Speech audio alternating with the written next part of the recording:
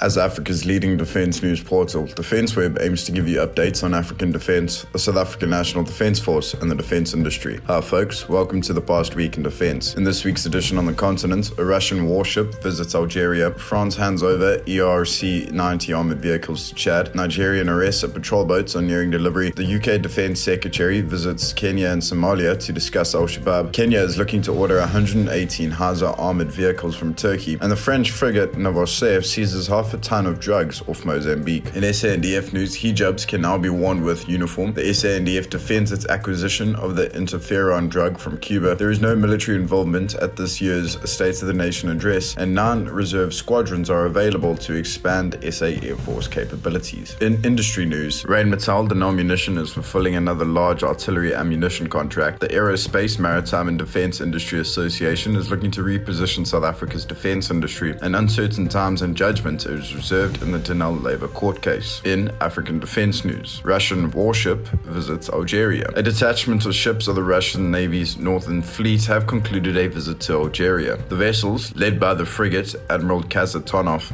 completed a business call at the port city of Algiers on 20th of January, the Russian Ministry of Defence said. During the visit, the Russian ambassador Igor Balyev met with Russian soldiers. On the 19th of January, the Russian military delegation also made a protocol visit to the command of the Central Naval Region of the Algerian Navy. During their stay in the foreign ports, the frigate of the Northern Fleet replenished supplies and the sailors were given time to rest. For the crew of the frigates, this is the first time to a foreign port since the beginning of the campaign. In the future, it will make several more business calls to the ports of the Mediterranean region, the Russian Ministry of Defence said. France hands over ERC-90 armoured vehicles to Chad. France has delivered 9 ERC-90 6x6 armoured vehicles to Chad's military to bolster peacekeeping operations and help it in the fight against terrorism. The French embassy in Chad said the vehicles were handed over on the 23rd of July in the capital in N'Djamena. The vehicles were supplied with spares, including additional engines as well as ammunition. At the moment, 20 Chadian soldiers are training for the post of commanding officer with the Armoured Operational Instruction Detachment of the French elements in Gabon. Training will continue until 2021, when drivers and gunners will be qualified. In total, 12 crews will be able to use the ERC-90s and will allow the Chadian National Army to have a significant operational and reactive armoured capacity, the French embassy said. Nigerian Aresa patrol boats nearing delivery. Spain's Group Aresa Internacional is preparing to deliver 4 Aresa 1700 inshore patrol boats to the Nigerian Navy. The company said that after 8 months of work, it has completed the first unit that will soon protect the waters of Nigeria. The hulls were completed around 3 months ago, and now the first vessel is ready for delivery. The Aresa 1700 is built from aluminum and is 17 meters long with a 4-meter beam. Each vessel displaces 7.6 tons. UK Defence Secretary visits Kenya and Somalia to discuss Shabaab. UK Defence Secretary Ben Wallace has travelled to the 2 East African nations to enhance security cooperation in the battle against terror group Shabaab and other shared threats. The Defence Secretary has signed a refreshed security cooperation agreement following high-level talks with Dr. Fred Matiang'i, Kenyan Cabinet Secretary for the Interior, and Dr. Monica Juma, Kenyan Cabinet Secretary for Defence, in Nairobi, the UK Ministry of Defence said on the 28th of January. The deal commits the UK and Kenya to deepening cooperation to combat shared threats such as the terrorist group Shabaab, cybercrime, and human trafficking, and will promote regional stability. It will see the 2 nations meet regularly to share information on terror groups, target their backers with financial sanctions, and undermine their recruitment efforts. Kenya looking to order 118 Hizir armoured vehicles from Turkey. Kenya's Department of Defence is looking to order 118 Hizir armoured personnel carriers from Turkey's Somalia. A Kenya Defence Forces spokesperson, Colonel Zipporah Kioko, told Kenyan publication The Star that the department is finalizing the deal for the vehicles. They will cost around $69 million.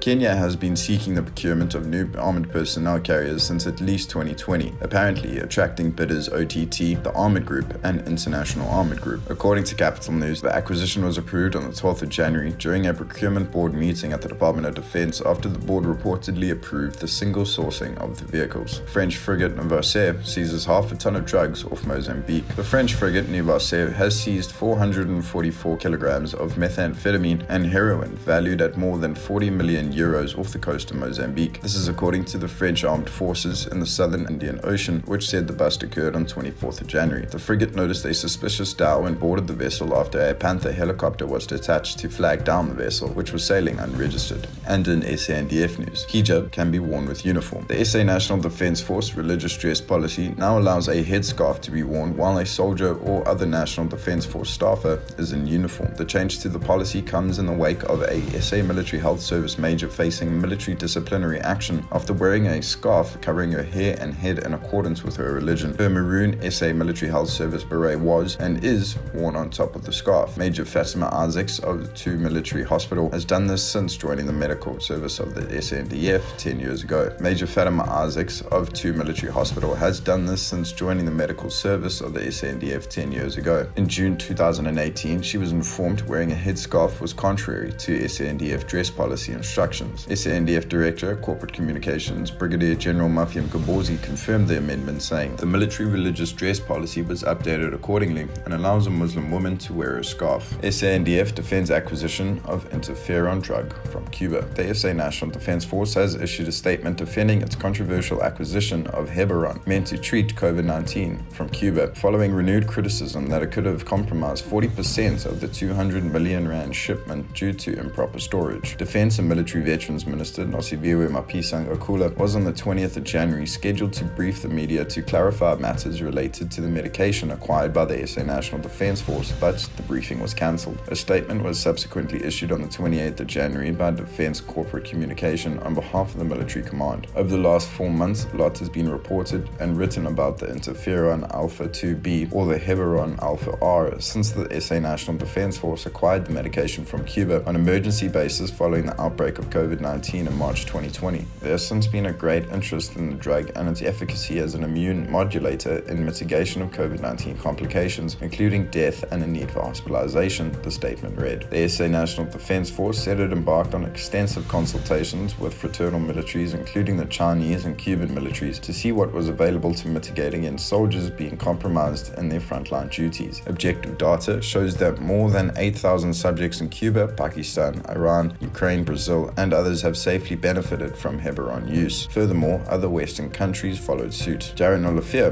defense expert and director at African Defense Review, said the claim Heberon is beneficial is false. There are no peer-reviewed studies showing any beneficial effect of Heberon in treating COVID-19. No country has adopted it for large-scale use for that purpose. The statement continued, it should be placed on record that the SANDF communicated with the Cuban military, and in these exploratory talks, it was revealed that the use of interferon Alpha 2B as an immune modulator in the management of COVID-19 was beneficial to patients who had tested positive and those who have been in close contact with a positive person. In fact, evidence is mounting that countries that use Heberon have a lower mortality rate due to COVID-19. Again, this is false, Olivier states. According to the statement, this proactive approach by the SANDF to acquire Heberon was informed by the generally accepted understanding that the military is the last line of defense in all countries. Defense forces around the world are well known for their medical research for protecting their own forces, and results of that research has had beneficial impact on the wider society, just like other technologies that have been developed by the military. The SANDF is no exception. What this paragraph doesn't tell you is that the Military Health Service did not want Heberon, Olafia states. Major General Leslie Ford, the Chief Director for Military Health Service Support, said as much in a memo to the SANDF senior commanders. This memo was leaked in October last year. It states the drug is not approved for use within South Africa. The imported drug could not be used because the Defence Force did not make the necessary applications before procuring the drug. The procurement was not captured on the SAMHS inventory, he said, and was done without following due process. The South African Military Health Service applied for the use of the drug and received approval on the 5th of October 2020, months after acquiring the drug. Olafia said the procurement was not done through the Military Health Service or at their request. He points out that the statement makes no mention of the potential spoilage of 40% of the shipment. According to the Auditor General, the Department of Defense did not monitor and evaluate the transportation of shipments, resulting in 40% being exposed to temperatures outside of the required range. The Auditor General also found that none of the regular SANDF or SAHPRA procedures were followed. The medication wasn't assigned inventory numbers, it wasn't tracked, the SANDF could not provide invoices, airway bills, manifests, etc., and it was misclassified on the financial system. No military involvement at SONA this year. This year's States of the Nation address, due to be held on 11th of February, will be stripped of its military ceremony, along with other elements which signify the official commencement of parliamentary business each year. There will be no visible contribution from the SA National Defence Force as Parliament cuts back drastically on attendance and contributions this year. The National Ceremonial Guard, wearing its distinctive uniform and carrying chromed, polished and belted rifles, rifles and precision drill will not be a backdrop to South Africa's great and good, who traditionally attend the presidential start to the parliamentary year. The customary flypast by PC-7 Mark II aircraft from Air Force Base Lagerbahnweg will also not grace the skies above Parliament, and there will also be no 21-gun salute to indicate the presence of South Africa's first citizen, President Cyril Ramaphosa. 9 reserve squadrons available to expand SA Air Force capabilities. South African Air Force assets are boosted by the availability of 61 civilian aircraft via 9 reserve squadrons. The squadrons operate from, but are not limited to, Air Force bases, with some flying out of civilian airports and what the National Defence Forces Director Corporate Communications terms airstrips. They number from 101 to 111, denoting their status as reserve. Other SA Air Force operational squadrons carry 88 numbers. Examples are 21 VIP, 28 and 41 transport, 15, 17 and 19 helicopter, with only the one lone Gripen squadron at AFB Mikado having a single-digit numeral. Information supplied by the SA Air Force for the reserve squadrons does not give detail of aircraft types, but transport and to a certain extent cargo has been in the past the backbone of the SA Air Force Reserve. Biz jets, including some Cessna and Lear models, have in the past been on the inventory of at least some Air Force Reserve squadrons. The full squadron list is 101 Squadron AFB Hoedspruit, 8 aircraft, 102 Squadron AFB Mikado, 5 aircraft, 104 Squadron AFB Swartkorp, 8 aircraft, 105 Squadron AFB Durban, 8 aircraft, 106 Squadron AFB Bloemspruit, 2 aircraft, 108 Squadron AFB Bloemspruit operating from Kimberley, 6 aircraft, 108 Squadron AFB Jysterplaat operating from Port Elizabeth, 4 aircraft, 110 Squadron AFB Jysterplaat, 11 aircraft, 111 Squadron AFB Waterkloof, 9 aircraft. And in industry news, Rheinmetall Denel Munition fulfilling another large artillery ammunition contract. Rheinmetall Denel Munition has been awarded a multi-million euro contract for artillery ammunition and propelling charges from a NATO customer and began deliveries in December 2020. Rheinmetall Denel Munition is supplying several thousand conventional and extended range artillery shells of the Assegai family, as well as M92 Assegai tactical modular charges. Delivery commenced in December 2020 and is to be completed by May 2021. The order is worth 250 million euros, Rheinmetall said. AMD